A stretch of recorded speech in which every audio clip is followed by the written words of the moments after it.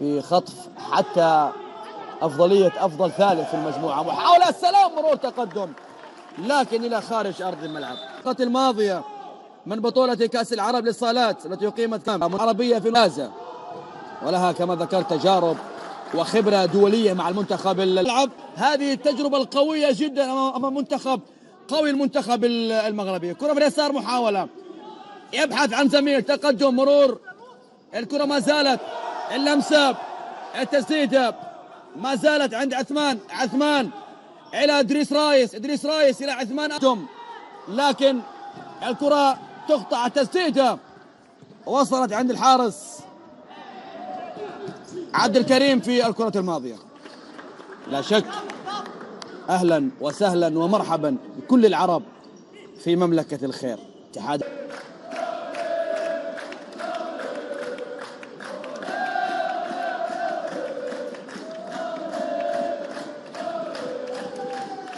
كأس العرب لكرة الصالات، نسخة تحدث عن 6 نسخ ماضية أيضا في مصر عام 2021، وتوجت المغرب بطلا لتلك البطولة، والنسخة السادسة الأخيرة، وحامل لقب هذه البطولة المنتخب المغربي في البطولة اللي أقيمت في المملكة العربية السعودية هنا بالتحديد في العرب لكرة الصالات السابعة. المنتخب المغربي حتى الآن يسيطر لكن لا يسجل. كرة محاولة خاطئة خلص الدفاع، عادت للمنتخب اللبناني. كريم الجويدي خروج وخلصها كريم إلى خارج أرض الملعب، إلى خارج أرض الملعب. الكرة الماضية تتخلص لمصلحة المنتخب اللبناني. مجد حاموش، عبد الكريم الجويدي،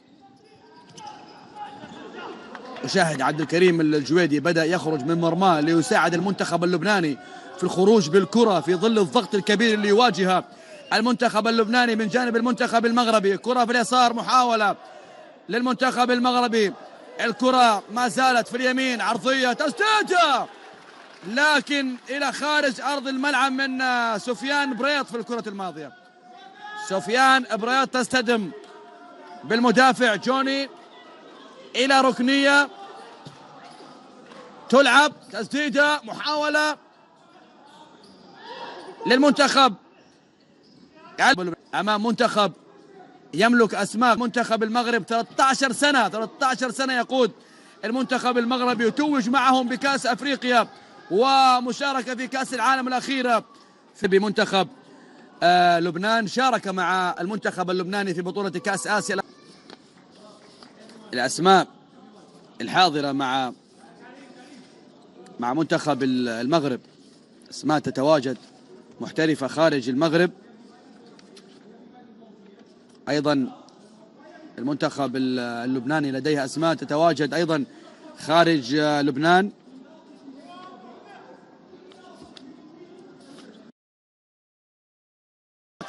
رقم 10 جورجي الخوري.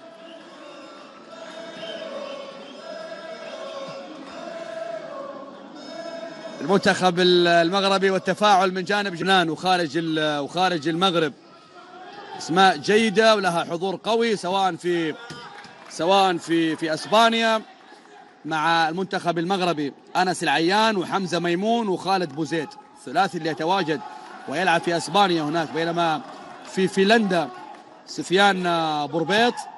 وايضا محاولة تسديدة لكن حارس المرمى، الكرة ما زالت للمنتخب المغربي بربيط. وفي فرنسا سفيان الشعراوي، لكن الغياب المؤثر لغالي، وايضا سفيان المسرار الثنائي اللي يتواجد في الدوري الفرنسي للدرجة الأولى ويغيب عن هذه البطولة. لكن ايضا المنتخب المغربي يملك اسماء. محاولة خطرة، تغطية ممتازة من حارس المرمى، الكرة الخطرة من جانب المنتخب اللبناني. هي الامور هكذا المدرب جواو الميدا، هي الحسابات هكذا يا الميدا، وبالتالي الانتصار لابد ان يكون حاضر امام المنتخب المغربي في هذا اللقاء إذا ما أراد المنتخب اللبناني المنافسة والوصول للدور الثاني. كريم الجويدي، قاسم قوصان، إلى علي إدريس، إلى عثمان بومزو، إلى إدريس رايس، إدريس بلمسة عند يوسف جواد، يوسف تسديده عدت واعترت العارضة وإلى ركنية للمنتخب المغربي. عرضية المحاولة تسديده، لكن الله على استبسال وتغطية دفاعات المنتخب اللبناني. حسن علامة، هذا حسن خلصها في الكرة الماضية. تعود للمنتخب المغربي، لمسة في اليسار عند أنس العيان، خطأ. قبيسي الكابتن والقائد، أدوار دائمة ما تكون دفاعية للقبيسي، من اللاعبين اللي يبني عليهم بلا شك المدرب الهجمات دائما. القبيسي اللي يلعب في نادي الجيش في لبنان. خطأ الآن عند 7 إسماعيل أمازال على تنفيذ هذا الخطأ للمنتخب المغربي. الآن خطأ خطير، صافرة تأتي، أمازال إسماعيل يلعب الكرة البينية تصطدم بقبيسي، أمين قبيسي يوسف لمسة، التسديد والمحاولة ما زالت خطيرة، لكن تغطية من دفاعات المنتخب اللبناني، في الخلف. المحاولة، الاستحواذ، التقدم، مرور، يا سلام يا سلام يا سلام، لكن تغطية ممتازة من دفاعات لبنان. مصطفى رحيم خلصها، سرعان ما تعود، يستعد بالكرة يوسف الآن، لمسة لكن أمين قبيسي خلصها. حسن علامة، صعوبة بالغة للمنتخب اللي في ظل الضغط الكبير اللي يواجهها من جانب المنتخب المغربي. لمسة من عثمان بومزو، يا سلام يا سلام يا سلام، مرور، تقدم، استهداف، المحاولة ما زالت. هدف أول للمنتخب المغربي، هدف أول. عثمان بومزو يسجل، عثمان بومزو، لكن الله على السلام، على مرور، على لمسة من إسماعيل أمازال، وبالتالي يسجل عثمان بومزو. هنا الأولى من أمازال، وعثمان في الثانية. حارس المرمى كريم الجويدي ما حافظ على كرته، وبالتالي 1-0 منتخب. لكن هناك تقنية الفيديو، ننتظر تقنية الفيديو، نعم، بعد أن تمت الموافقة عليها من قبل اللجنة المنظمة، تحسب هذه الخطوة الكبيرة من قبل الاتحاد العربي. بلا شك الفيديو سبورت اللي طبق في كأس العالم من قبل الاتحاد الدولي، ويطبق هنا في بطولة كأس العرب لكرة الصالات على هذه اللقطة. هل الكرة غادرت الملعب أم الكرة ما زالت؟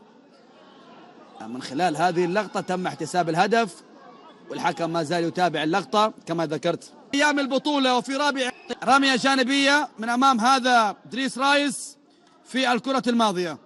لا شك نادي الجيش الملكي. منتخب لبنان، جوني على التنفيذ،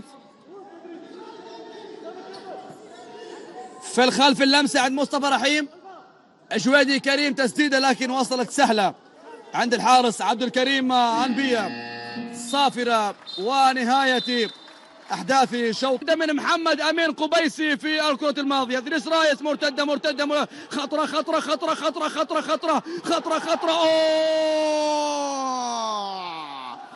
هدف ثاني للمنتخب المغربي.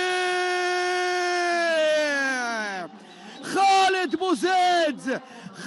بوزيد يسجل لأسود الأطلس. شوف الكرة، شوف مرتدة، يا سلام، على بينية، على تسديدة، على لقطة. خالد بوزيد يسجل هدف ثاني للمنتخب المغربي. هيأ الكرة بهذه الطريقة، وبالتالي أصبحت النتيجة 2-0.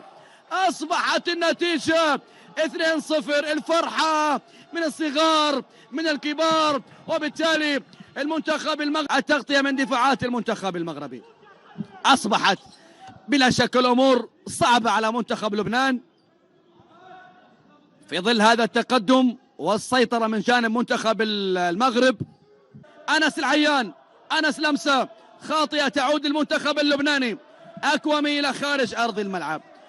حضور جماهيري، أصوات من جانب المنتخب المغربي، تفاعل بهذه النتيجة وبهذا التقدم الكبير أمام المنتخب اللبناني. هنا في تجمع عربي كبير. أهلا ومرحبا بكل العرب في مملكة الخير. لمسة لكن مرت حارس المرمى، كرة ما زالت. مرور ممتاز في الكرة الماضية، لكن حارس المرمى الجويدي كريم تواجد أمام أنس العيان. خطير أنس العيان، خطير خطير خطير، رقم 3. هذا أنس العيان خطير، يتواجد في أسبانيا، هناك يلعب أنس العيان.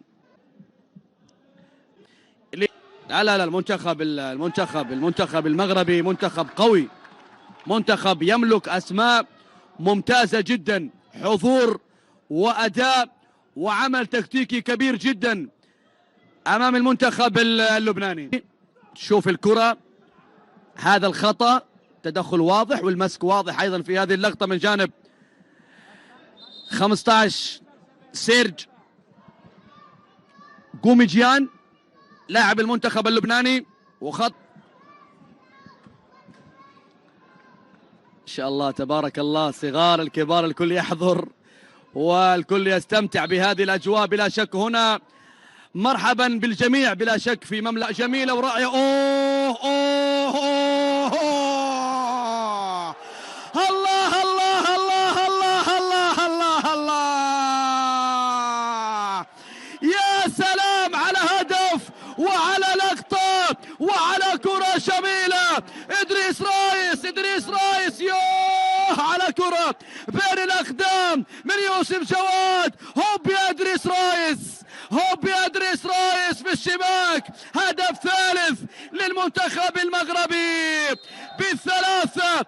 المنتخب المغربي يتقدم للمنتخب المغربي، لكن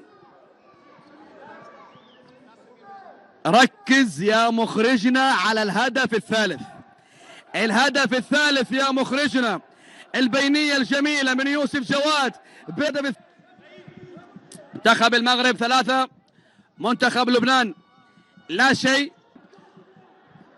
عانى المنتخب المغربي حتى أن يصل للشباك في هذه المواجهة. إلى ما زال إسماعيل عثماني. الله الله الله الله على هدف رابع من إدريس رايس. الله على لمسات، على كرات، شوف النقلات، شوف الكرات، شوف اللمسات. يا سلام يا سلام يا سلام يا سلام يا سلام يا سلام على هذه اللمسات، هذه النقلات، هذه الكرات الجميلة. وهدف رابع لمنتخب المغرب.